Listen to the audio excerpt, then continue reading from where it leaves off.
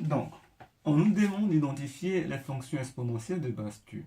Donc, je rappelle ici que toutes les fonctions exponentielles de base Q que nous étudions, c'est pour des valeurs Q positives. Donc, si on regarde la courbe verte, on voit qu'elle est décroissante. Et comme c'est une fonction exponentielle de base Q avec Q strictement positif, étant donné que cette fonction est décroissante, donc on peut déjà dire que Q il est compris entre 1 et 0. Comment déterminer la valeur de Q? Donc, si on regarde bien donc, pour cette courbe verte, on verra que l'image de moins 2 est égale à 4. Donc, on sait que f de x égale à q puissance x.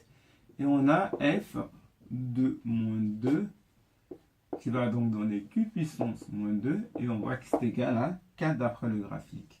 Donc, on a q puissance moins 2 qui est égal à 4. Pour trouver la valeur de q, nous allons faire en sorte d'avoir une puissance 1 ici. Donc, si nous faisons q puissance moins 2, le tout à la puissance moins 1,5. Pourquoi moins 1,5? Parce que moins 2 fois moins 1,5, ça donne 1. Et puisque nous avons mis tout ça à la puissance moins 1,5, nous faisons autant de l'autre côté. Ça fait 4 à la puissance moins 1,5. Ce qui nous donne q puissance moins 2 fois moins 1,5. Ce qui est égal à 4 puissance moins 1,5. Ce qui nous donne donc q puissance 1 qui est égal à q égale à 4 puissance moins 1,5. Et ça nous fait donc 1 demi. Donc la valeur de q est égale à 1 demi. Nous passons donc à la fonction rouge. Donc nous voyons que cette fonction exponentielle de base q est décroissante. Avec q positif, donc nous savons que q est donc strictement plus petit que 1 et plus grand que 0. Donc on sait que c'est une fonction exponentielle de base q, donc c'est g.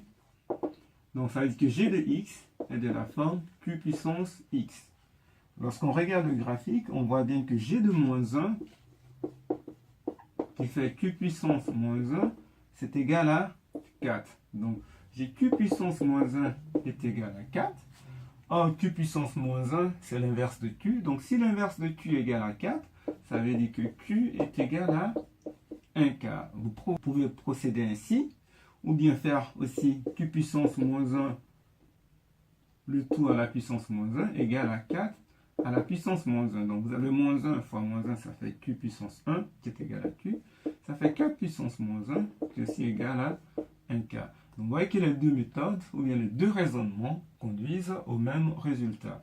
Donc finalement, on a g de x qui serait égal à 1 quart, le tout à la puissance x.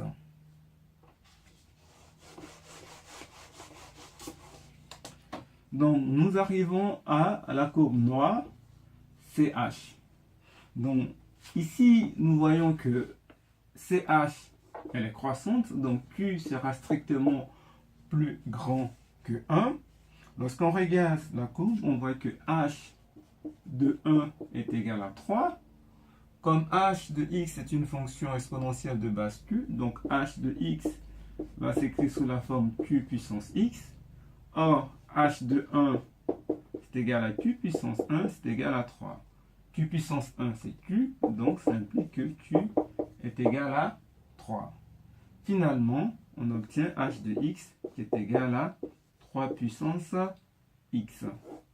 On passe maintenant à la courbe violette, CK. Donc on voit bien que c'est une fonction exponentielle de base Q qui est croissante. Donc on sait déjà que Q doit être plus grand que 1.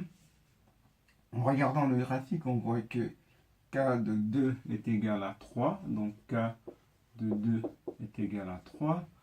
Comme K de x est une fonction exponentielle de base Q, donc K de x est de la forme Q puissance x.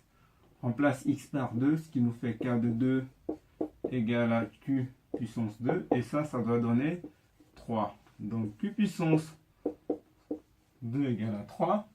Q au carré égale à 3. Donc normalement, Q est égal à racine de 3 ou Q égale à moins racine de 3. Mais attention, on a dit que Q doit être strictement plus grand que 1. Donc cette valeur, elle n'est pas possible.